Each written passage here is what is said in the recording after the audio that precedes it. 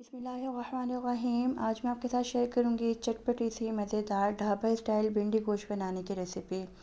एक दफ़ा मेरी रेसिपी को फॉलो करते हुए भिंडी बनाकर तो देखें, यकीन जाने मज़ा ना आए तो फिर कहिएगा।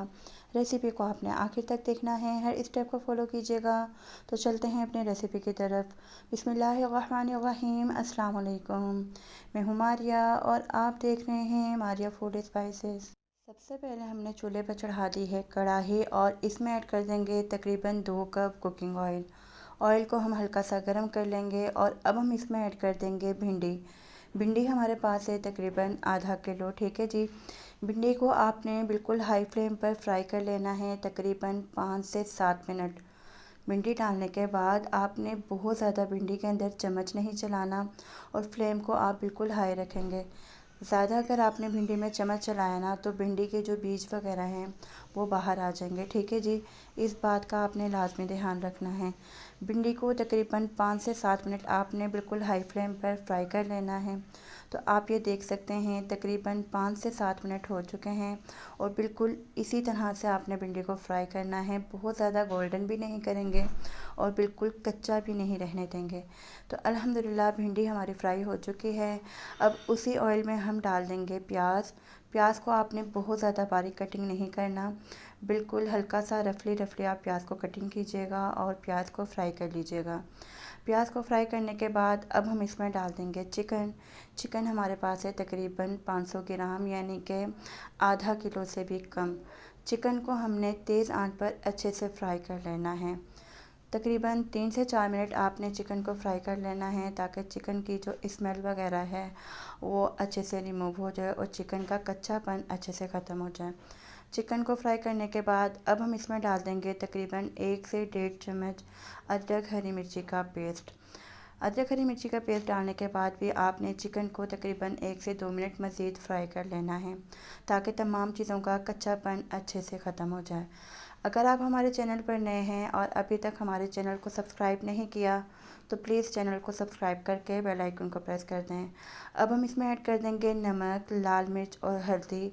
तमाम स्पाइसेस आप कम या ज़्यादा कर सकते हैं। तो स्पाइसेस डालने के बाद एक दफ़ा फिर हम चिकन को अच्छे से हिला लेंगे। रेसिपी इतनी सिंपल और आसान है, इंशाल्लाह आप एक बार ट्राई करेंगे ना तो मुझे आप अपनी दुआ में लाजमी याद रखेंगे। चिकन अच्छे से फ्राई हो चुका है, ऑयल आप देख सकते हैं ऊपर आ चुका है। अब हम इसमें डाल देंगे टमाटर, टमाटरों का पेस्ट। टमाटर हमारे पास है तकरीबन 5 से 6 अदद। टमाटर डालने के बाद आप मज़ीद 1 से 2 मिनट चिकन को अच्छे से पका लेंगे। तो आप देख सकते हैं कितना शानदार सा चिकन का कलर आ चुका है, ऑयल भी ऊपर आ चुका है। बहुत ज़्यादा स्पाइसेस हमने इसमें कोई भी यूज़ नहीं करने, कोई भी मसाला जात इसके अंदर एक्स्ट्रा नहीं जाएंगे। सिर्फ नमक, लाल मिर्च और हल्दी, यानी कि ये बेसिक मसाले इसमें यूज़ होंगे। अब हमने इसमें ऐड कर दी हैं जी भिंडियाँ जिसे हमने फ्राई किया था। इतनी सिंपल, आसान और मज़ेदार सी ये रेसिपी है कि इंशाल्लाह आप बनाएंगे तो आप हैरान रह जाएंगे कि इतनी सिंपल, आसान रेसिपी और इतनी जायकेदार, आपको खुद भी यकीन नहीं आएगा। रेसिपी को आपने लाजमी लाइक करना है और हमारी रेसिपीज़ को अपने फ्रेंड्स और फैमिलीज़ के साथ लाजमी शेयर किया करें, क्योंकि हम लेकर आते हैं आपके लिए सिंपल, आसान और मज़ेदार सी रेसिपीज़ जो बनाने में बेहद आसान और जायके में लाजवाब होती हैं। तो भिंडी डालने के बाद आपने तकरीबन 2 से 3 मिनट अच्छे से पका लेना है। फ्लेम को आप इधर बिल्कुल स्लो कर देंगे।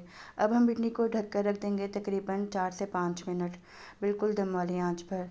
तो अल्हम्दुलिल्लाह तकरीबन 4 से 5 मिनट हो चुके हैं, ऑयल अच्छे से ऊपर आ चुका है। आप भिंडियों का कलर और लुक देख सकते हैं, कितना शानदार सा सालन का लुक आया है।